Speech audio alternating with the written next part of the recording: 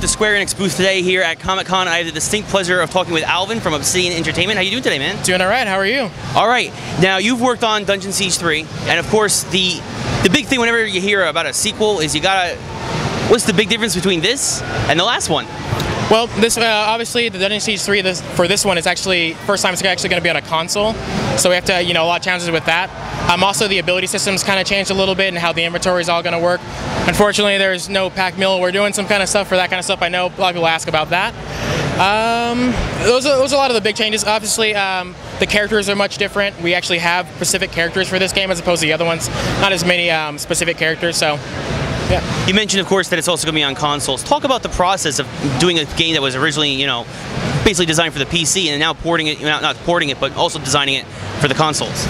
Well, one of the things that we need to do was for the ability system is you have your hotbar at the very bottom. So one of the things we need to do is actually adapt that to a controller. So one of the things we did was all of your different buttons are specific to the different stances that you have, and every character you have has 3 different stances. And so all those are mapped to your 3 different buttons on your controller. And then you also have a third stance, which is your defensive one, which you're going to have all of your healing spells and different defense up spells. So that's basically about 9 spells you have immediately at your disposal with the quick switch of a button. So we still want to give that hotbar feelness, to the game, but also, actually adapt it over to a console. So that's one of the challenges that we had to do, yeah. And tell us a little bit about the plot about Dungeon Siege 3. Okay. Well, you play as one of the descendants of the 10th Legion, and the 10th Legion were the defenders of the nation of Ebb for hundreds of years. But at a certain point in history, they were kind of dishonored, and someone actually destroyed most of them. And so they've been in hiding for about 20 or 30 years now. And so as one of the descendants, you're actually trying to rebuild the Legion and kind of restore people's faith in their order. And so, how you do that is up to you in the game, but that's basically the overall story of the game.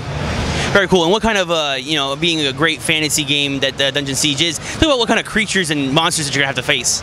Lots and lots of different creatures. We've been actually building a whole bunch of, a whole new amount of creatures. There might be a couple from the previous ones you might see, but mostly a lot of different creatures. There's a lot of amphibious creatures. We've got a couple giant war beast type things, a lot of different bosses, and there's a lot of fun stuff that we've actually made for the game, yeah.